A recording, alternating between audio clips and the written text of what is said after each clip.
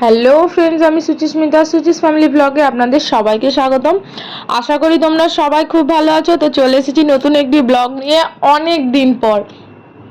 তো যাই হোক, আমার একটু নিজের কাজের চাপের জন্য আমি করতে পারছি না ব্লগগুলো।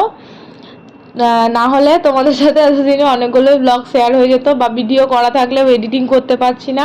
তো এটাও অনেক দিন করাই ছিল, তো এডিটিংয়ের অভাবে তোমাদের ব্লগটা পোস্ট করা হয়নি। তো আজকে ব্লগটা পোস্ট করব, শেয়ার করব তোমাদের সাথে। তো সকাল সকাল ভাবছো যে আমি তো শাক পাতা নিয়ে বসে পড়েছি কেন? তো খুব অনেক দিনের খুব ইচ্ছা ছিল যে একটু ঠাকুরকে ভোগ দেওয়ার। তো স্নানযাত্রা উপলক্ষে ভাবলাম তাহলে জগন্নাথকে একটু স্নানযাত্রা উপলক্ষে ভোগ দিয়েই দিই। তো তার জন্য সকাল সকাল খিচুড়ি, একটা ছেঁচড়া, পাঁপড় ভাজা, আর হবে আলুর দম। তো তার জন্য সকালবেলায় উঠে আগে শাকটা কেটে নিয়েছি। ওদিকে রান্না করব, যেহেতু ঠাকুরের ভোগ, তো আমরা আঁচে রান্না করব। আমাদের ওই ছোট গ্যাসটা ভরিয়ে নিয়ে আসা হয়নি, তার জন্য স্টোভেতে প্রচুর দেরি হবে। তার জন্য আনলাম আঁচের উনুনটায় আঁচ দিয়ে দিলে তাও একটু তাড়াতাড়ি হবে। তো আঁচের উনুনটাতে রান্না হবে, তার জন্য প্রথমেই আগে সবজিগুলো কেটে নিচ্ছি।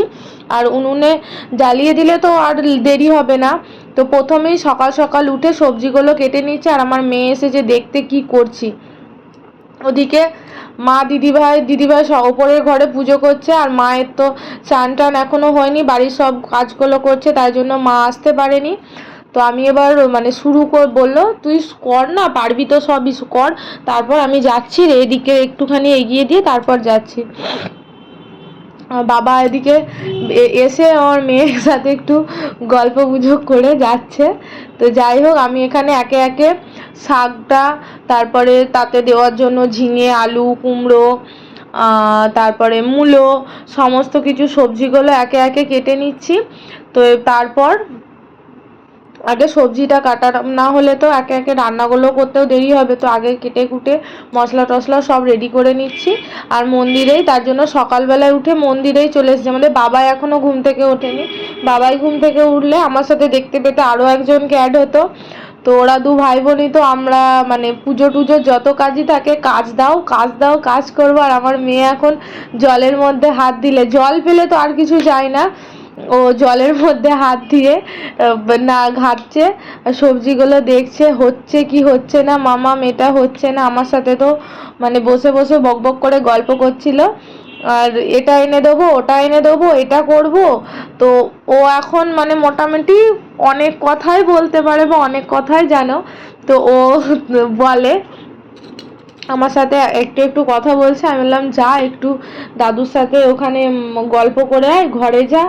তো তার জন্য আবার একটু ওদিকে গেছে, দাদু ডাকছে বলে। এবার জানি না কতক্ষণ পর, আবার এক্ষুনি থাকবে না বেশিক্ষণ, এক্ষুনি আবার চলে আসবে। তো যাই হোক, দেখো আমি একে একে সবজিগুলো কাটতে থাকি আর কিভাবে কি ভোগটার আয়োজন করি।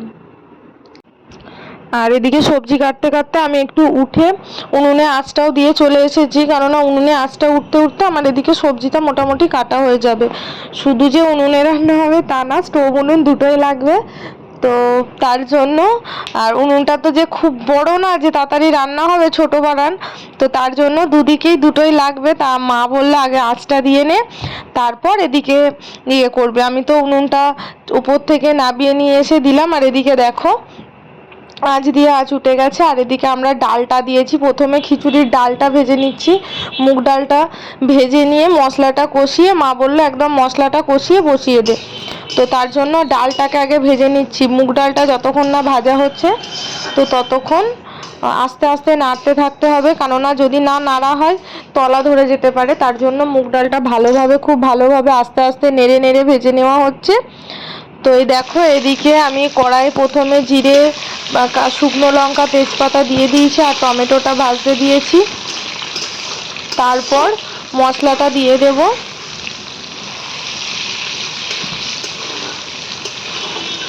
তো খিচুড়ি হচ্ছে অনেকটাই, মোটামুটি আমাদের বাড়ির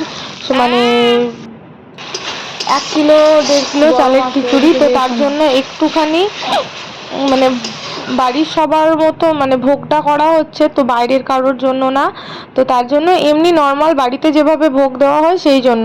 আর এদিকে দেখলাম ঠাকুরগুলোকে যেহেতু স্নান যাত্রা, জগন্নাথকে একটু স্নান করাবো, আর এখানে লোকনাথটাও দেখলাম অনেকটা নোংরা হয়ে গেছে, তো তার জন্য প্রথমে একটু শ্যাম্পু দিয়ে ঠাকুরগুলোকে পরিষ্কার করিয়ে নিচ্ছি। তো মাঝে মাঝেই এটা করা হয়। তো যাই হোক, ঠাকুরগুলো যেহেতু সাদা, তো না মাঝে মাঝে না করলে ঠাকুরগুলো খুব নোংরা হয়ে যায়, তার জন্য একটু মাঝে মাঝে করে দেওয়া হচ্ছে পরিষ্কার। আর আমার মেয়ে ওদিকে বারবার ঠাকুর তুলে নিয়ে পালিয়ে যাচ্ছে, ও যে কি মাঝে মাঝে ঠাকুরকে কোলে কোলে নিয়ে ঘুরে বেড়ায়। তো একটু দুধ দিয়ে তারপর দেব একটু জল দিয়ে স্নান করাবো। তো দুটো জগন্নাথকে একসাথে রেখেছি, তো তারপর দেব গঙ্গা জল দিয়ে। আর আমাদের ঘরে বড় জগন্নাথ বা কাঠের জগন্নাথ রাখার মতন জায়গা মন্দিরে আছে বলতে, আবার একটু জায়গা করলে হয়তো আছে, না হলে এক্সট্রা করে জায়গা নেই। তো যাই হোক, এবারে ঠাকুরের স্নান হয়ে গেছে, আর আমি এখানে একে একে বাড়ির পুজোর জন্য সমস্ত ঠাকুরকে ফুল দিয়ে দিচ্ছি। ফুল দিয়ে ঠাকুরগুলোকে আগে সাজিয়ে নিই। আর আমাদের মন্দিরে তো দেখেইছো অনেক ঠাকুর আছে, তো তার জন্য সমস্ত ঠাকুরকে ফুল দিয়ে সাজিয়ে নিচ্ছি আগে। ফুল দিয়ে সাজানো হয়ে গেলে ঘরের ঠাকুরগুলোকে সাজাবো। আর ওদিকে রান্না হচ্ছে একে একে। খিচুড়িটা যতক্ষণ হচ্ছে আমি ততক্ষণ এখানে ঠাকুরগুলোর মোটামুটি ফুল দিয়ে সাজানো বলো, একবার করে সকালের মানে সেবাটা দেওয়া হয়ে যাবে, যেহেতু ভোগটা সব ঠাকুরকে তো দেওয়া হবে না, মানে ঠাকুরের জগন্নাথের উদ্দেশ্যে দেওয়া আসবে। আর এমনি নর্মাল যেমন বাড়িতে দেওয়া হয় ভোগ, সেরকমই দেওয়া হবে। তো তার জন্য আমি প্রথমেই আগে ফুল দিয়ে ঠাকুরগুলোকে ফুল তুলসী দিয়ে সাজিয়ে নিয়ে তারপর যাব ওদিকে। আবার ভোগটা কতটা হচ্ছে ওদিকে রান্না হতে হতে আনলাম, একদিকে শুধু বসে থাকলে এদিকের কাজটাও এগোবে না। তো যেহেতু সকাল সকাল কাজ মানে সেরে নেব বলে তাড়াতাড়ি করে এদিকে ফুল টুল দিয়ে ঠাকুরগুলোকেও রেডি করে নিচ্ছি। আমার মেয়ে গেছে ওদিকে, সে থাকলে আবার ফুলগুলো নিয়ে পালিয়ে যেত, বাবাই থাকলে আমি পুজো করব বলে দুজনে মিলে শুরু করতো দুষ্টুমি। তো যাই হোক, দেখো এখানে ঠাকুরগুলো মোটামুটি সাজিয়ে নিয়ে আবার ঘরের ঠাকুরগুলোকেও সাজাতে হবে।